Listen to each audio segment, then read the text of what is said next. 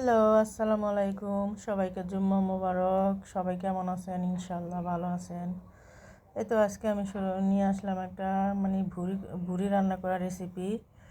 ভুড়ি বা বট যে যেটাই বলেন।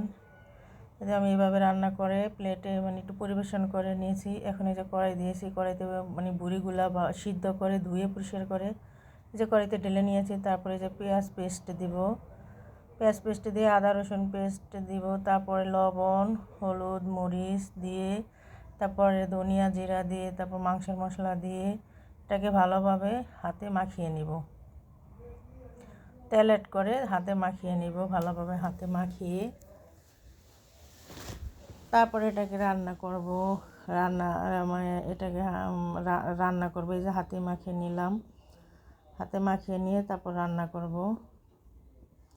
রান্না শেষে এখন আমি এটাকে তেলে আবার ভেজে নেব। এভাবে আমি ভাজা ভাজা করব ভুড়ি।